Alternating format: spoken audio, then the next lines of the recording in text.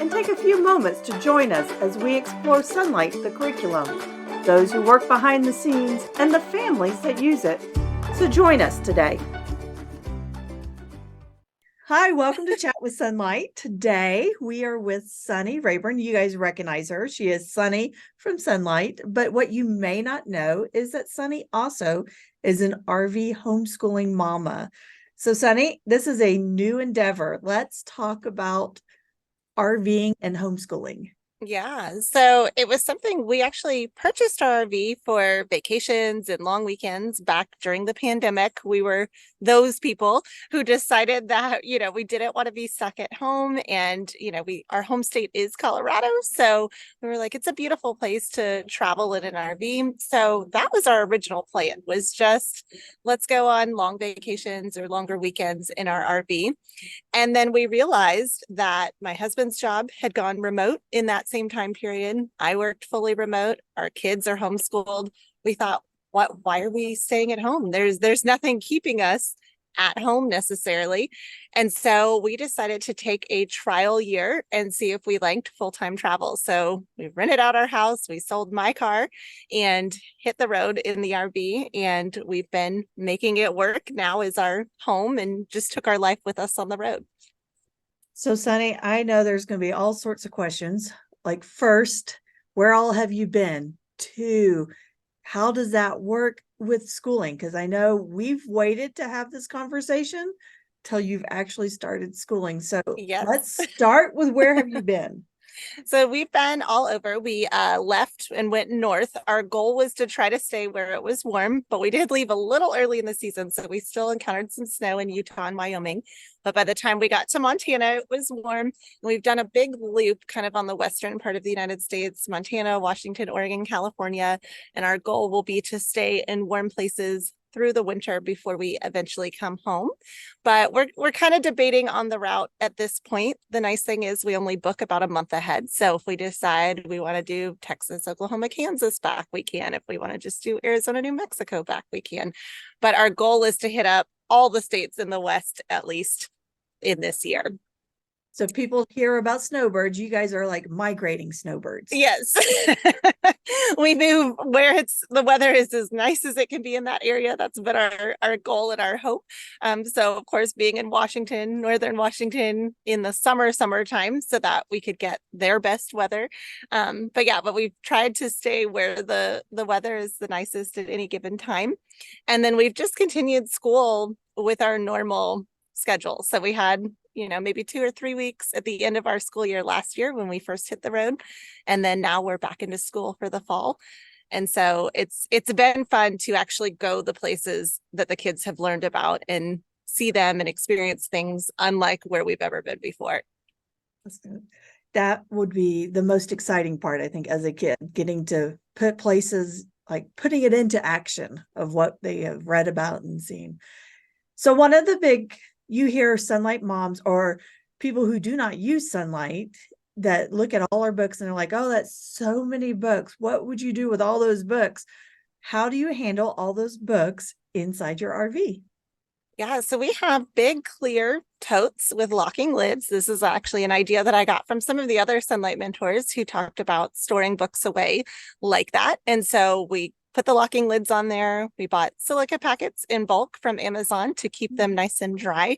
And then we store them under our sofa, and it's like a restaurant booth dinette kitchen table, and we store stuff under there as well. So I've been able to fit levels 200, the last half of D that my son is finishing this year, and the first half of E, all underneath where we sit. So I'm only pulling out, maybe 3 weeks worth of books at a time.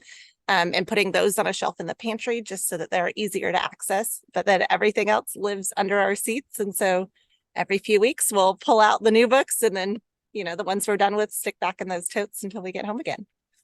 I laugh at they're in the pantry, and I'm like, even in an RV, we migrate to that kitchen, and yes. there we are. Yeah, and it's funny because we do have a pantry in the kitchen, which is great, but only 2 shelves are for food. One is for kitchen appliances, one is for cleaning supplies, one is for school. So we've definitely used it for a bunch of different things to make sure we have room for everything we need.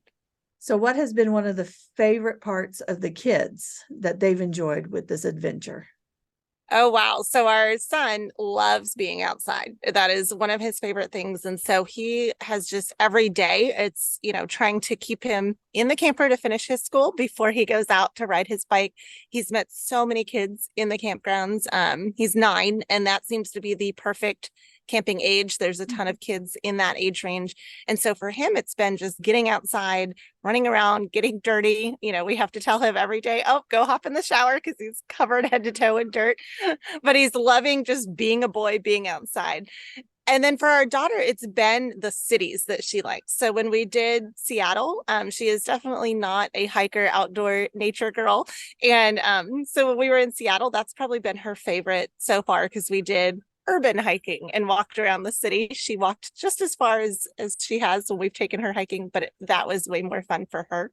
And she loved the Space Needle, the design, and there's like a little museum before you go to the top that explains how they built it, and she found that really fascinating. Well, that's fun.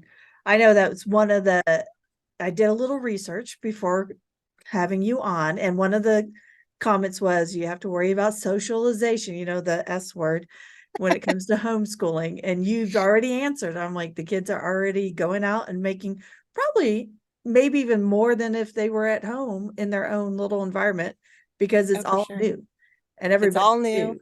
And all the kids around them that we meet are also homeschooled. So it's fun. It's almost like that co-op experience of being with other homeschooled kids, except they're all traveling kids. Our Right. daughter's taking an online theater class with other full-time traveling teenagers. And so she's still getting to do the things she loves. But yeah, it's with other homeschooled kids in a way that, when we're at home, all the kids that live around us for the most part go to school. So they're gone all day. And our kids only get to hang out with them during school breaks and things like that. So it really is fun for them to, interact with other kids that are more like them and living a similar experience like them. So, all right. So let's go back, because we really want to know, what is it like? So you live in the RV, you work in the RV, and now you're doing school in the RV. What does that look like on we sit at the table, or, you hang from the bunk beds? What does that look like? Yeah, so that was probably the hardest thing to get used to, is that we have a door that closes off the master bedroom and the bathroom, and then everything else is open. The kids' loft and bunk spaces are covered with a curtain, but of course you can hear through everything. And so we had to get used to, how do we all work and live in one room? Because in our house, we were used to all 4 of us being there, but my husband and I worked in different parts of the house. The kids would often do school in a different part of the house. And so you can see behind me this part that sticks out in the slide. That's where our table is. And my husband and I set up on opposite sides of the kitchen table, and we work there together. And we always have to say, hey, what time are your meetings tomorrow? Oh, here's when mine are, to make sure that we're not scheduling things at the same time. It was nice that I came outside because he's actually doing a meeting inside right now. But sometimes when I'm inside, I have to kick the whole family outside, because I noticed yesterday I was recording, and just them walking in the camper, my computer was vibrating a little bit. And so I was like, you have to sit down or go outside. You cannot move while this is happening. But our kids are pretty used to us working during the day, and then we homeschool in the afternoon and evening. That's the way we've done it in our house. So they do their independent work in the morning, or our daughter likes to do it late at night after everybody goes to bed. She sits in her bed and works on math or writing papers or whatever she's doing. And then once we get done working at the end of the day, then that's when I grab whoever happens to be close. And I'm like, okay, bring me your IG. Let's grab your books. Okay, now we're gonna get started. So yeah, it's kind of the same life that we had before. It's just been a little more getting used to all sharing one bathroom and all being essentially in one room all the time, unless we're outside. I was gonna say that would be hard. I know that was probably your biggest adjustment, being shared space all the time. Yes. Yeah, especially for our oldest. She's at that age where she likes being left alone and doesn't want her parents and her brother around all the time. And so it took a few weeks before she was fully on board with, okay, I can do this for a year. So when you guys are traveling, and I know you're living a month in advance, doing your scheduling, Mhm. how often do you think on average, how long do you stay in a campground area? So usually we've done like 2 to 3 weeks in one campground. And we've done anywhere from like 2 weeks in a state to 6 weeks in a state, depending on the weather, what all we wanted to do there, all of that. Of course, now we'll probably be in our current state for a few months, as things start to cool off and we're working our way south. So yeah, we just kind of look at what's the weather doing, what's the area like, what all do we want to see? Like I know we were in Oregon about 6 weeks, but we moved 3 or 4 times within that span because we wanted to see different parts of the state. So it's Right. more based on what we want to see and do. But we do need at least 1 week in each place because we're only moving on Saturday or Sunday. So we do stay at least a week everywhere we go and then work Monday through Friday. Because you work and you Exactly. have to have. Yeah, if we were not working or if we had, flexible hours in that we could work just whenever we wanted, we may or may not do that. But it has worked out well traveling, on the weekends. And then the campgrounds oftentimes are not as crowded during the week because you don't have the vacation weekend travelers during the week. It is the full timers. So it's been really peaceful. And like the campsite we're in now, there's not a lot of activity around us. So it's good for working during the week. So we also want to know technology. I mean, Mhm. I'm thinking through as a mom, and I was thinking through my kids and the traveling. Has it been hard to stay connected via internet? Do you have to buy special packages, that kind of thing? So an inquiring mind. Yeah. So we do have a hotspot that gives us better internet than what we have on our phones. And so we do keep that with us. But, if you get into a very rural area, your hotspot's not going to work very well. So we had that experience when we first came to the Redwoods area. We found a beautiful campsite on a river and it was, I mean, gorgeous. I was like, ooh, I could stay here for a long time, but we only had 2 bars of roaming and that was not going to work. we knew we would not be able to work. We could not even, text message people without downloading our texts and like all the different things. So we had to move. So now we do check the internet speeds when we get to a new area just to see, are our phones working okay? But we do have an external hotspot, our phones, and then campgrounds. Most of them do have Wi-Fi, but it's not great. But we have not gone the Skylink route, which a lot of our viewers will be familiar with, which is like your own satellite Right. antenna system, because we are staying in somewhat populated areas. If we were going to be out in the wilderness, then we would do that. But because of all the things we want to see and do, we like having easy access to groceries and things like that, because we are taking life on the road. It's a little different than when we used to just vacation 2 weeks out to the wilderness or up in the mountains somewhere. So for us, we haven't needed that on top of it, but we do have one TV. We have our work devices and that's it. So it is a little bit more sharing, more family movie nights. Nobody can go off to another room and watch what they want to by themselves. And Yeah. yeah, the kids, we don't do a ton of screen time with our kids anyway, but they've of course had even less of that because Brandon and I are hogging the devices when we're working during the day. So All right. And one other like inquiring question I can think of, moms and dads that are listening to this or watching this, they're going, oh, I would like to do this. But, and let's say I did rent out my house, which might cover mortgage or whatever.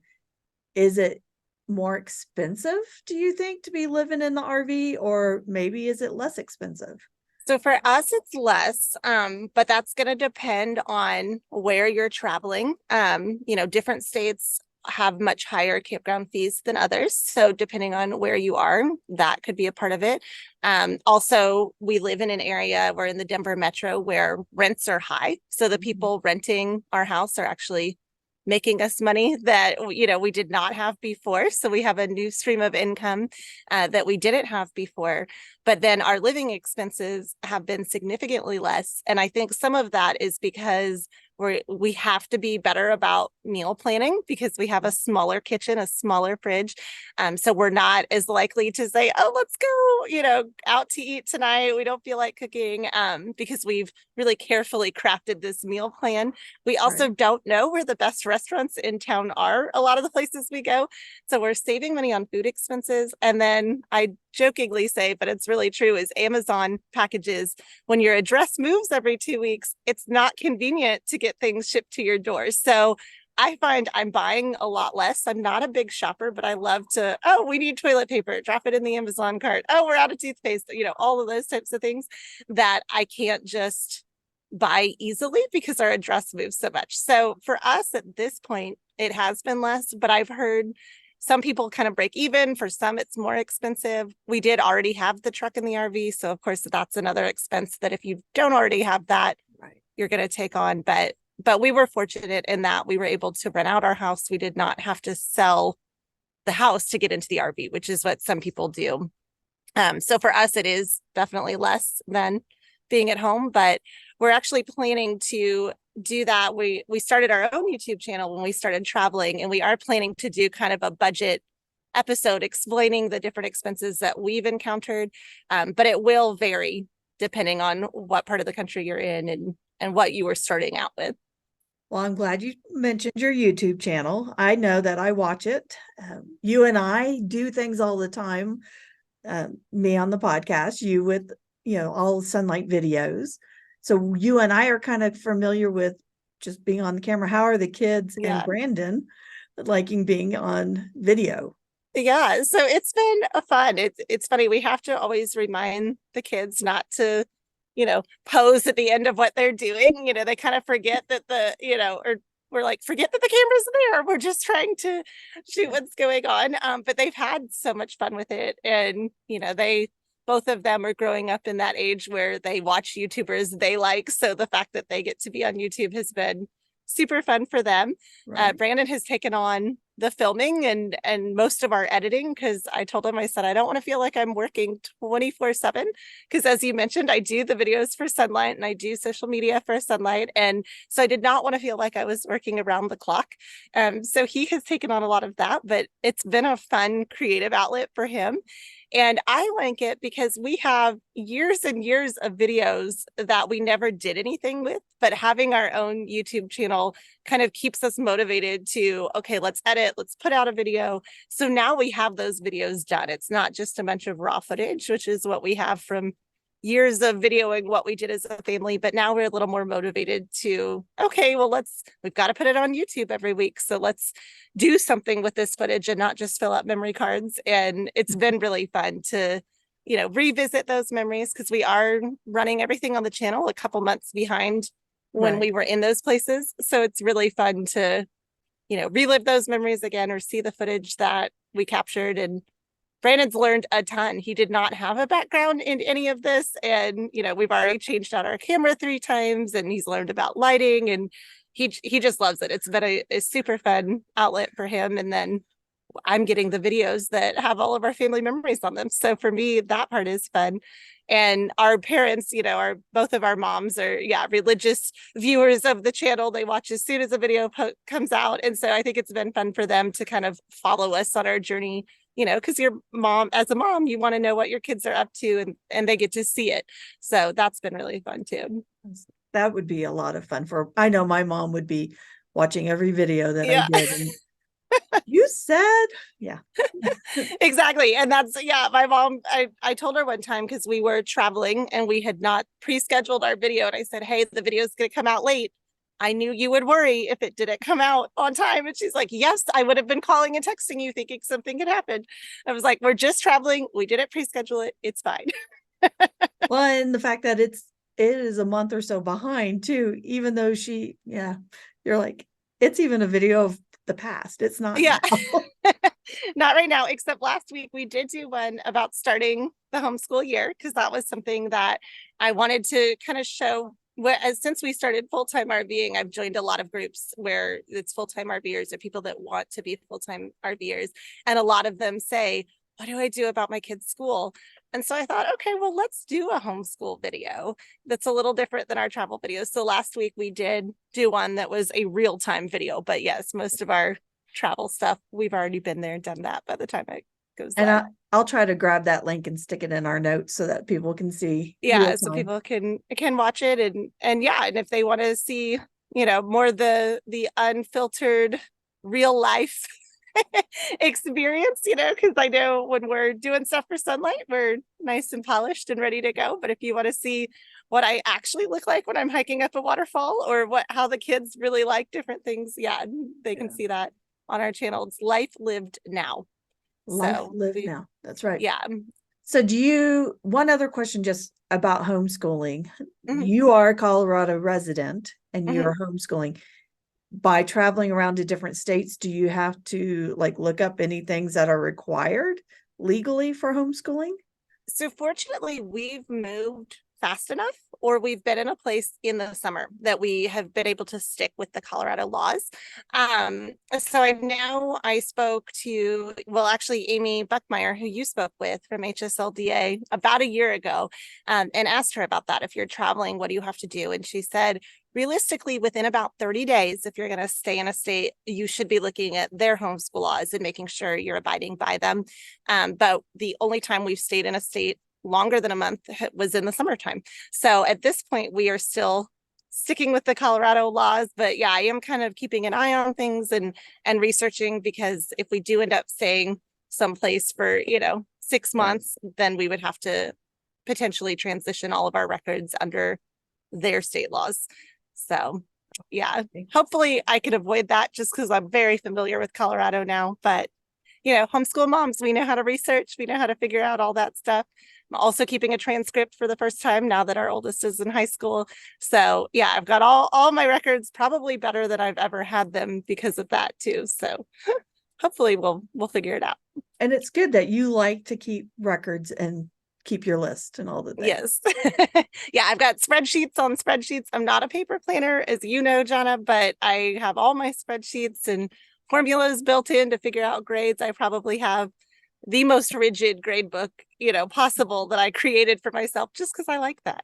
So, I might have to shoot you a copy of my transcripts. oh, there we go. Yeah. Has the weighted scale and all that already Oh, figured nice. into So it. yeah, that's what I'm gonna want. So So is there anything as a brand new RV, if you knew a family thinking of RVing, let's say they already have their RV and they want to homeschool, is there any advice just to get them out the door that you would like to give them?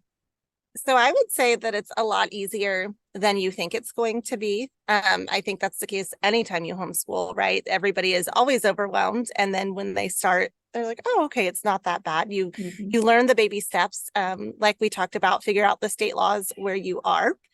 Something that I became more aware of is that there's a lot of stationary RVers too, which is something that I really did not realize until we started traveling. So if you're stationary, it's going to look different than if you're traveling, but either way, figure out what your state laws are and then choose your curriculum.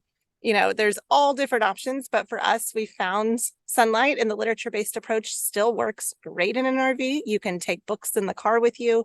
On our drive days, of course, we have a trailer and truck option, so we're in the truck when we're traveling. So the kids just grab their Sonlight tote with their books and a notebook and a clipboard, and then they're set and they can do their school anywhere. So finding those easy, small space storage options. But for us, Sonlight has gone just as smoothly in the RV as it did in our house. But now we actually get to go all the different places. Like we have our 50 states unit study with us, and we read about all the different states as we traveled through them. And so it's been really cool for the kids to, oh, this actually happened here, or learn the history. They both did American history last year, and now our son is finishing up American history. So all of the Oregon Trail stuff and all of that was, and I'm a 90s kid. I love all things Oregon Trail. So for me, it's been so fun to No actually go and see dysentery. those places. Yeah, nobody died of dysentery. We got to see the Willamette River, and I realized I had been mispronouncing it my entire life. I always thought it was the Willamette, and then I got out here and the Oregon natives told me it's the Willamette. So Oh, wow. even I'm learning new things everywhere we go. So It's been fun. One more question as you were talking, and I realize as a homeschool mom, and a lot of times we get distracted with all the things of home and what's going on, church activities and this activity. Is it maybe even easier to homeschool in the RV than it is having been in your own home? Because Yes. So, and I love that you mentioned that because people are asking, what are you doing for church? We are watching our church online. Now, we are hoping once we stay in an area a little longer to try out an actual church. But we stream our church services back home online. So we still get to do that. But yes, I love what you said about, the daily routine things. I know at home, Sunday night was always like, okay, everybody's got to go to bed because we've got to start a new week tomorrow. And it was a little more stressful than it is when we're on the road. Just the ease of being able to go do new things. Like last Sunday, we were in the forest. We've been to the beach on a Sunday afternoon, all the different cool places to go. I find that I am much more relaxed on the road actually than I am at home because there's less of that schedule. Oh, I need to do this at this time, or I need to do this at this time. We've already got our work hours and our daughter has her online theater class, but everything else is totally flexible. We get to decide what we do when, and we can head out the door and be in nature immediately. So I'm loving that because that is very calming for my kind of stressed out personality. Anyways, I can just walk out and be surrounded by all these beautiful trees. And yeah, so for me, if you're a more uptight person, I think traveling actually in a lot of ways is easier than being at home where you have the same thing every day of the week because it just forces you to be a little more flexible and roll with the punches a little more. saying I'm already thinking, you don't have to mow a yard. Exactly. Well, and so like utilities, you don't pay for utilities in most campgrounds. You just pay one flat rate. So you can see like our water and everything. There's all of our utilities back there, Mhm. but somebody else takes care of that. You don't have to mow a yard. If something breaks in your RV, it's small. So it's going to be easier to fix, hopefully. RVs are notorious for damage, but they're usually easier to fix. And we have a company managing our home. So if something breaks there, we're not having to worry about that either. So yeah, all of those adulting responsibilities that sometimes are not fun, we have less of that on the road. As long as we're driving carefully, that can be a bigger stress for people, but Yeah. the actual moving piece is fun and not nearly as stressful. Say it sounds idyllic. Like Yeah. this would be the ideal life to have. It is. And if you don't like where you're at, you could pick up and move. And I think that's what, for me, that has been super freeing. I don't have to make anything work anymore. If I'm in a place I don't like, I could just, okay, well, we'll leave on Saturday. So That doesn't work. Let's only go. a few days. Exactly. What? There's snow coming? Let's go Yeah. south. Let's just go south. Yeah. Well, it's funny because I saw people all summer talking about the heat.